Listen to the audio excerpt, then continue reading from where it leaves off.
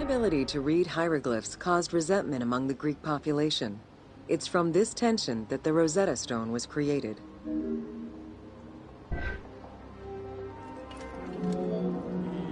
The spread of Christianity ended pharaonic culture and resulted in the destruction of its pagan monuments.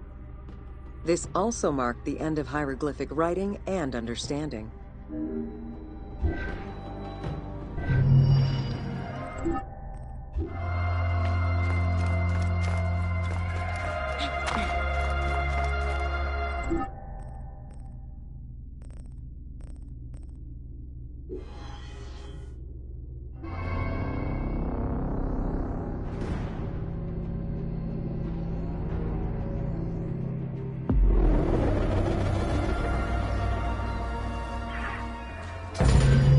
Welcome to Jean-Francois Champollion.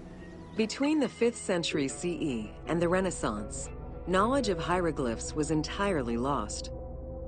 Many enthusiasts tackled the challenge of deciphering the language with little success.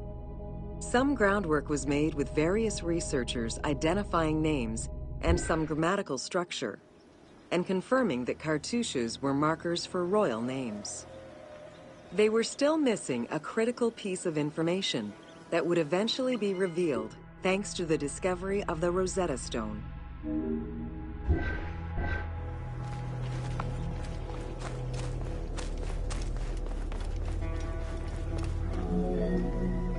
The Rosetta Stone was found in 1799 by Bouchard, a soldier in Napoleon's army. The stela dates from 196 BCE, written in ancient Egyptian and Greek with 3 scripts: hieroglyphics, Demotic, and Greek alphabet. Following the defeat of Napoleon Bonaparte in 1801, the English took possession of the stone. It has been at the British Museum since 1802 and remains the most visited object of the museum to date.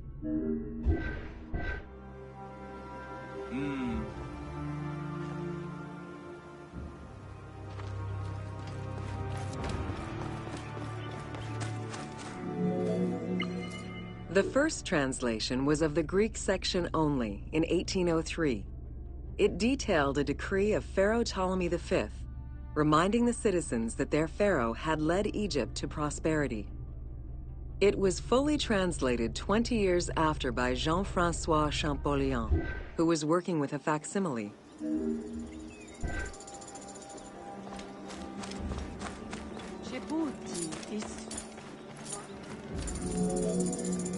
Through his studies of the stone, Champollion was able to make a critical observation that would unlock the whole mystery: that hieroglyphics were not only ideograms, but also phonograms. Hieroglyphs consist of phonetic glyphs, single characters, and logograms. Essentially, they are a combination of phonetics, alphabet, and full words, which in total form a language.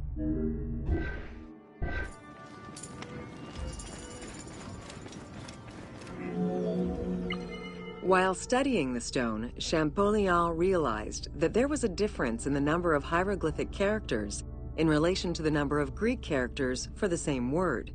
This led him to believe that hieroglyphs must have phonetic characteristics.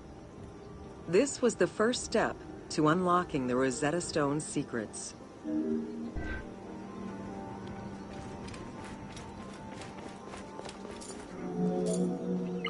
To prove this theory, Champollion began identifying Egyptian rulers' names and then compared their phonetic pronunciation to the Greek version. For example, Cheops had been the Greek name given by ancient chroniclers to the owner of the Great Pyramid, Khufu.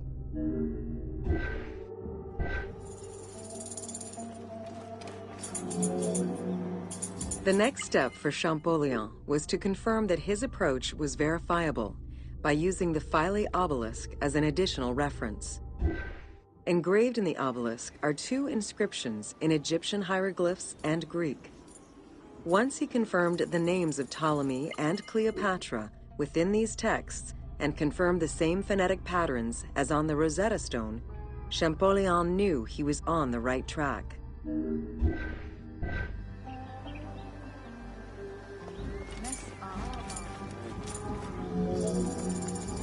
Champollion had already mastered several ancient languages when he took on deciphering the Rosetta Stone. He used his knowledge of Coptic to identify the solar disk hieroglyph on the obelisk as the phonetic translation of Ra. Further translation only strengthened his conclusion. Egyptian hieroglyphs encompass phonetics and determinative ways, which means that the symbol represents the word itself.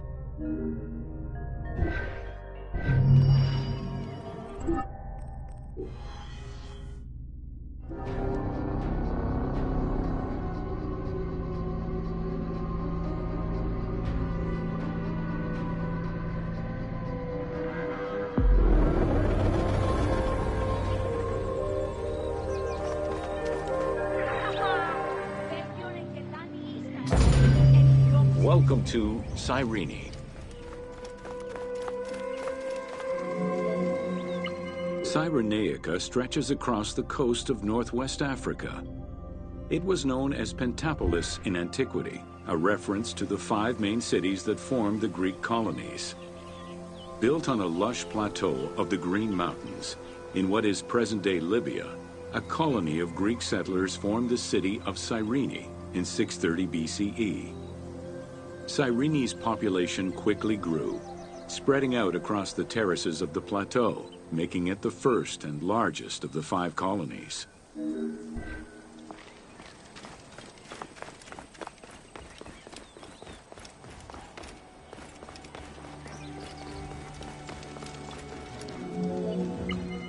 The city of Cyrene was founded by Batos Aristotle, guided by the Oracle of Delphi.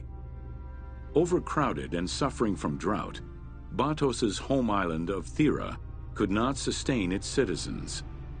Batos consulted the oracle, who told them to journey to the North African coast in search of arable land. A series of kings reigned over the city in the first 2 centuries. However, rebellion eventually ended the monarchy, and henceforth the city was governed by the aristocracy.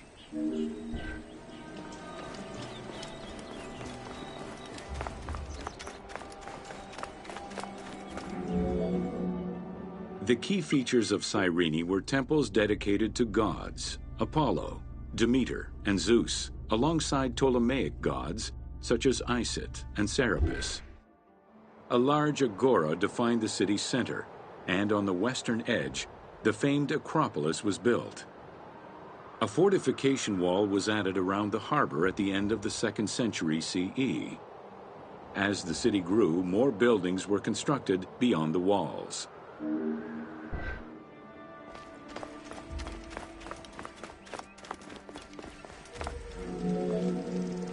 Under Roman influence, Cyrene became an economic powerhouse, rising in status throughout the Mediterranean. Cyrene's school of medicine rivaled all others except for that of the Greek city Kos. Some of the great minds in ancient math, astronomy, and geography were born or established in the various schools of the city, which included an institute of philosophy founded by Aristippus, a pupil of Socrates.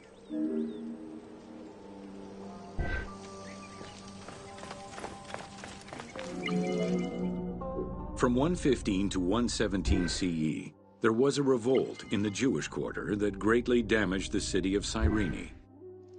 Over time, a succession of battles, poor management of its silphium crop, and earthquakes eventually took their toll on the city. It was completely abandoned in 365 CE.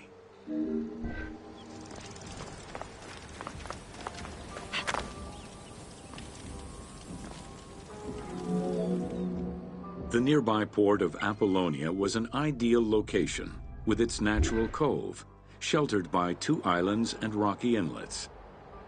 Along with a lighthouse, the port was later equipped with quays and warehouses to accommodate the increased shipping traffic.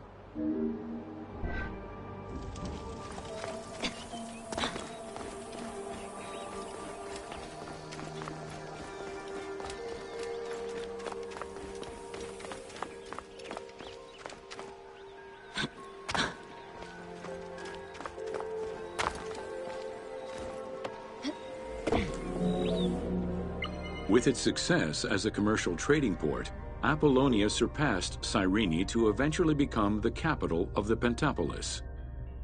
A number of earthquakes gradually shifted the city, causing many of its original structures to sink. Some of its ruins can still be seen underwater.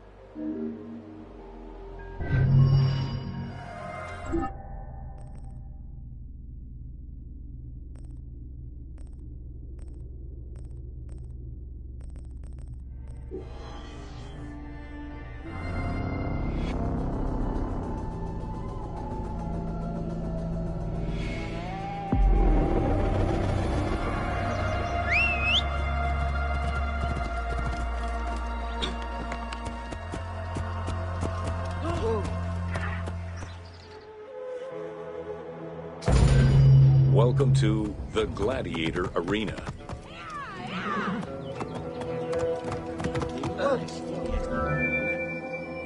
While gladiators would not perform in Cyrene until later in the Roman era, the team decided to include a gladiatorial arena for two reasons. First, they believed it was important to portray this aspect of Roman life. And second, they felt it would add interesting gameplay possibilities.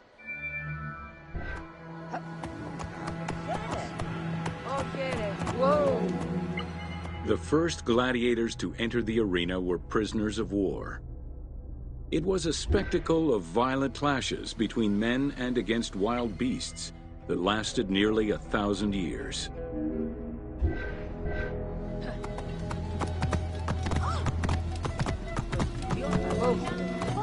Eventually, volunteers began to enter the ring.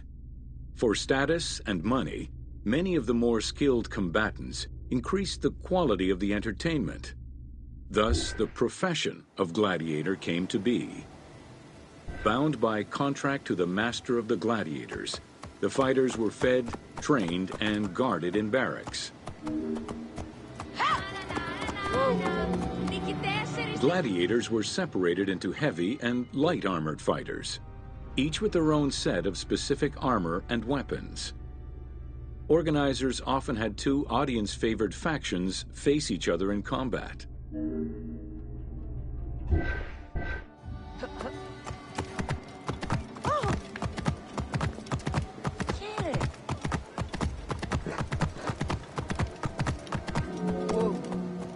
The events were highly organized. Fights were held with a background of music and supervised by a referee. Death, either in the course of combat or by decision, was not always the only way out for the loser. Several were released due to their performance and gained great notoriety as celebrities.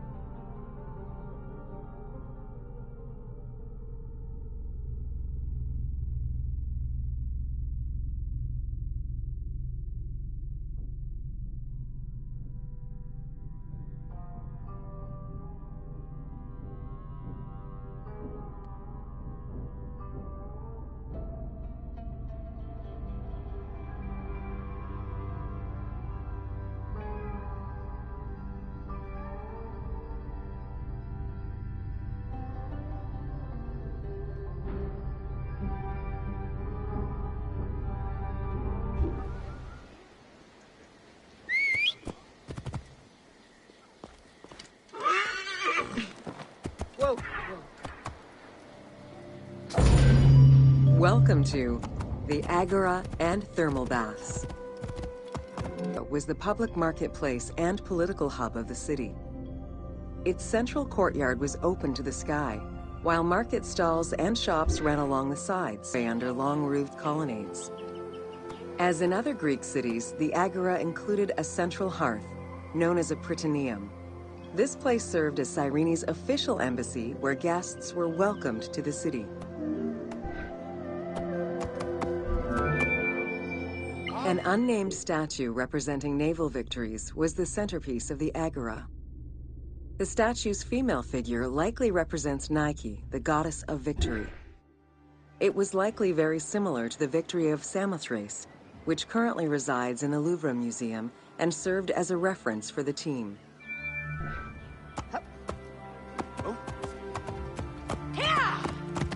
Whoa! The Cyrene Agora also displayed many temples and monuments celebrating its founding king, Batos, and the city gods. There were 2 altars associated with the Temple of Apollo and a marble statue base dedicated to the goddess Libya.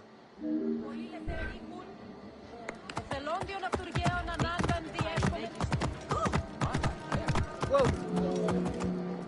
The civic buildings included a law court complete with an archive library that would have housed legal documents and other papers essential to the city's governance. Traces of fire damage to the building's remains indicate that it was possibly destroyed during the rebellion of the Jewish community in 115 CE. Whoa!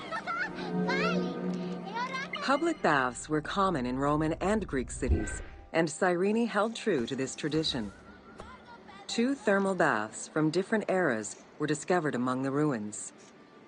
An inscription at the entrance of one of the baths is presumed to be attributed to the owner.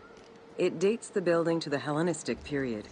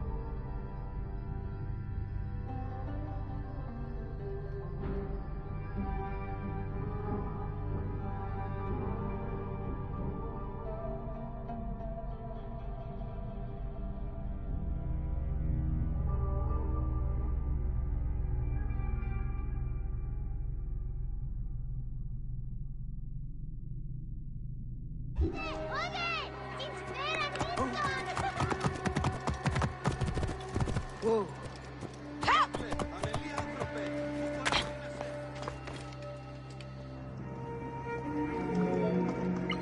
Mosaics were originally created for practical reasons, the need to waterproof floors. Imported by Greeks in Egypt and Cyrenaica, the designs represented either scenes from daily life, marine fauna, or mythological figures. In addition to traditional Greek motifs, they also integrated concepts specific to Egyptian culture, such as the Nelumbo. The best examples of mosaics recovered to date, however, come from Alexandria.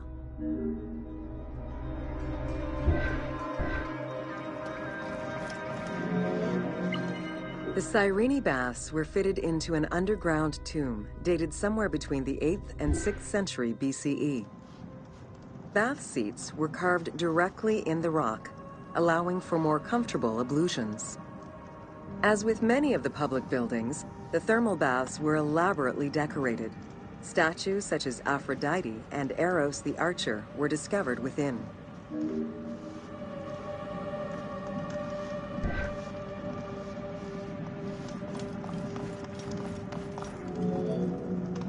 The Frigidarium, a pool of cold water, was the first room visitors entered.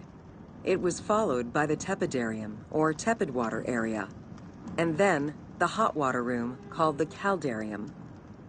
Water for the thermal baths was sourced from a natural spring. Burning stones were deposited into the water to create steam as required.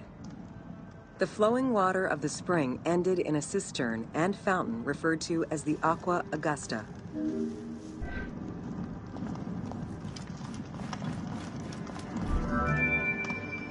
Later Roman baths were built under Emperor Trajan and then restored under Hadrian. After the earthquake of 365 CE, they were replaced by baths of Byzantine design, with stones from the old thermal baths used in the reconstruction. The team relied on documentation describing the baths built under Trajan in order to create the location available in the game.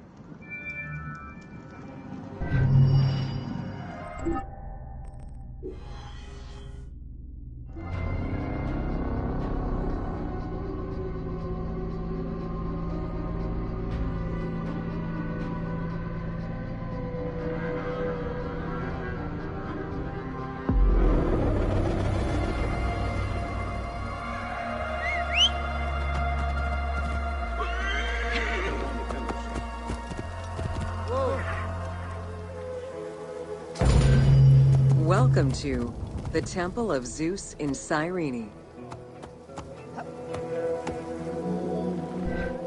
Facing east towards the rising sun stands the temple dedicated to the cult of Zeus. It was built sometime in the 5th century BCE. 70 meters long with 46 Doric-style columns, the imposing structure was the largest Greek temple erected in Africa. It was only slightly larger than the Parthenon and the Temple of Zeus in Olympia.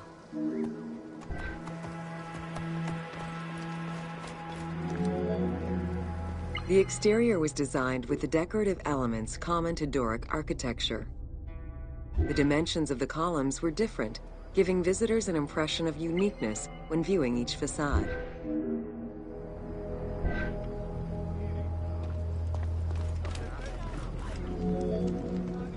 After the temple was destroyed during the Jewish rebellion, Emperor Hadrian had it reconstructed, but did restore the new Corinthian columns in marble. The temple was later completed under Marcus Aurelius. In the time of Augustus, a faithful but smaller imitation of the Olympian Zeus was used to be worshipped. Hadrian then installed a new 12-meter-high statue matching the Zeus in Olympia. It was made of chiseled marble with the head, arms, and feet carved in the round.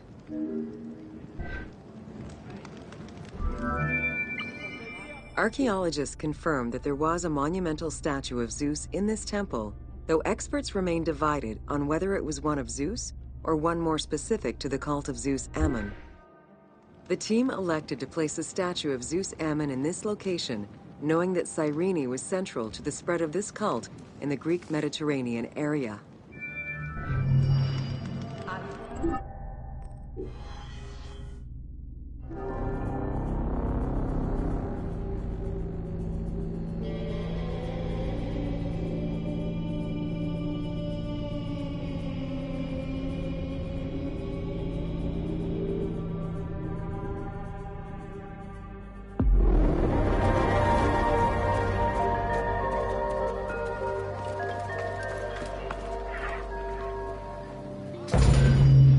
Welcome to Important Monuments of Cyrene.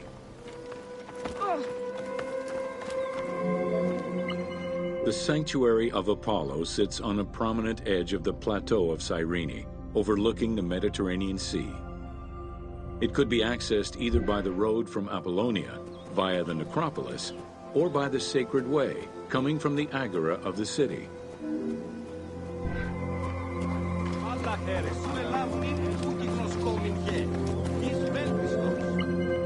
The abundance of temples and statues throughout the city reflect the various Greco-Roman and Egyptian cult influences over the centuries.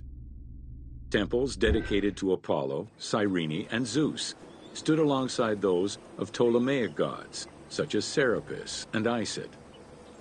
Numerous fountains were decorated to represent other gods, including the city's namesake, Cyrene.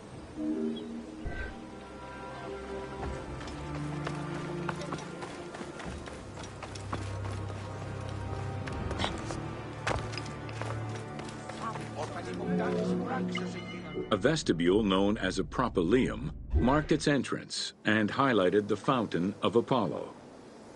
God of the sun and of protection, Apollo was an important deity to both Greeks and Romans. The sanctuary built in his honor was considered to be sacred.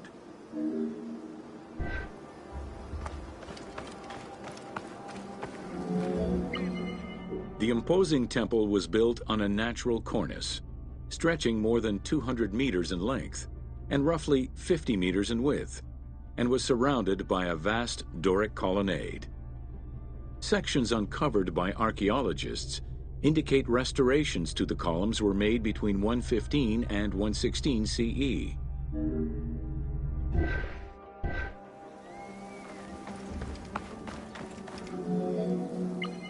The altar was located in front of the temple. Both are estimated to be the same age, though restored at different times. Many bulls were sacrificed each year at the altar in honor of Apollo. The imprint in the stone of the ring used to strap the animals down is visible to this day.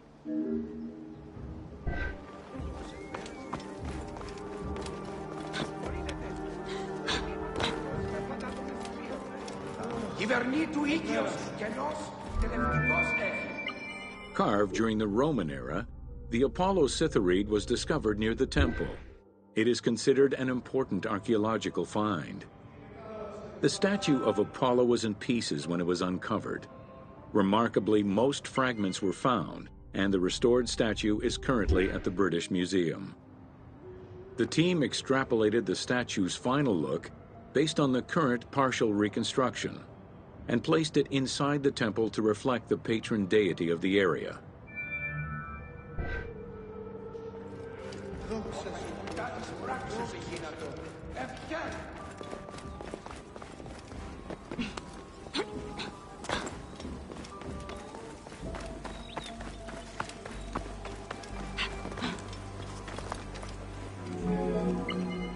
The amphitheater of Cyrene is located on what is known as the Terrace of Myrtosa, next to the sanctuary of Apollo.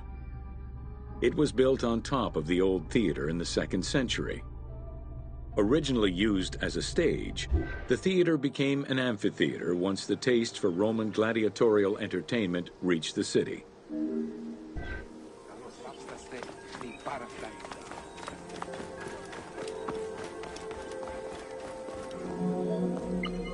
Entrances were placed at both ends of the amphitheater. A wall replaced the first 2 rows of bleachers as protection from the array of wild animals in the ring. The tunnel used for the parade of beasts and gladiators circled the arena, unlike the Roman Colosseum's tunnel, which was beneath the amphitheater. The basement and corridors accommodated both the gladiators and the animals, and included lifts that raised the traps into the arena's center.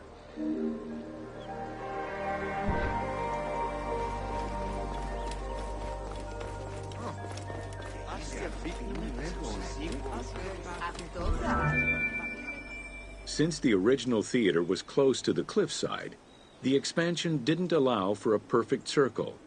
Instead, junctions of the semicircle formed the arena into an oval shape. This elliptical formation still ensured an excellent view from all angles.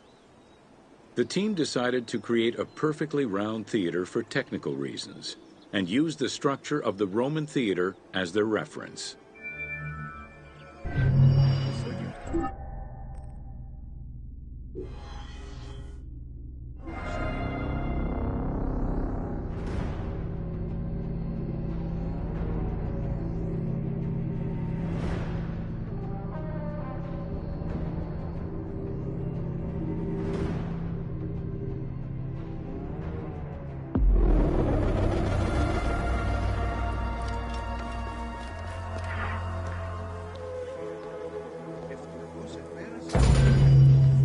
Welcome to the Acropolis of Cyrene.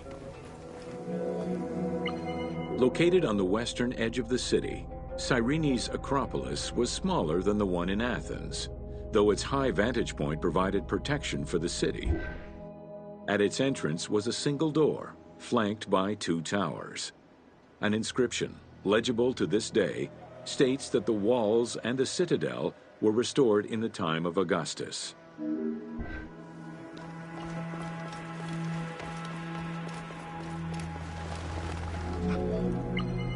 A number of statuettes have been excavated from the site, including one of Berenice, the daughter of Magus, the king of Cyrene, and half-brother of Ptolemy II.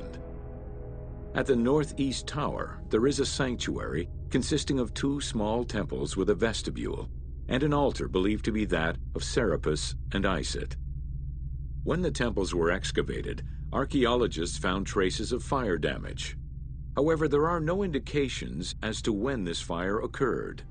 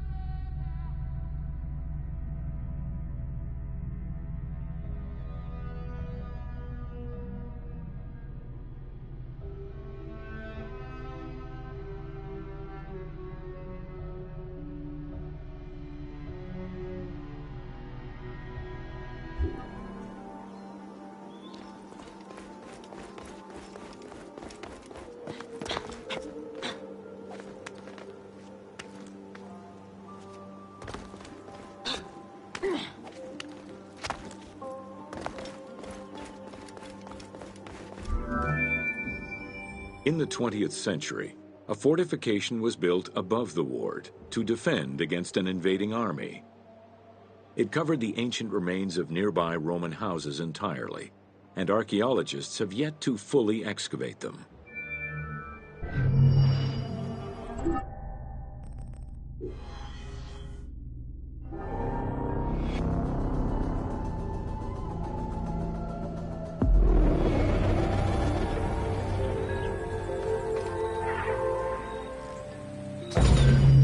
Welcome to Major Exports of Cyrene.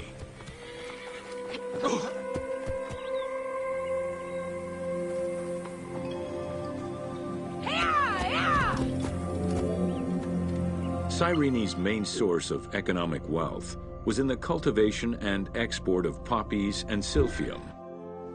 Though the opium oil from the poppies was also an export, little is known about this crop. Information about the cultivation of silphium, however, is more accessible to us.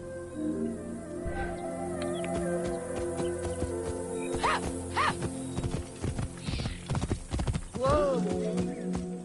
Silphium, with its yellow flower, was considered a gift from the sun god.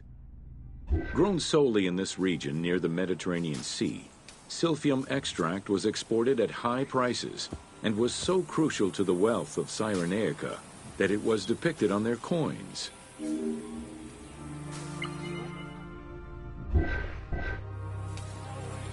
Oh!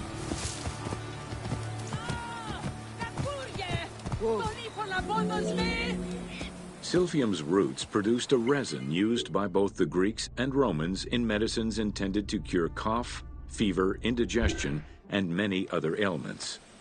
It was also used as a contraceptive. In a compilation of culinary recipes from the 4th century BCE, the herb is mentioned in various recipes, including a flamingo dish. Whoa! Yeah. High demand, overexploitation, and possibly a shift in climate all contributed to the eventual extinction of silphium. The last mention of it dates from the 4th century CE, and to this day, no traces of this plant have been identified.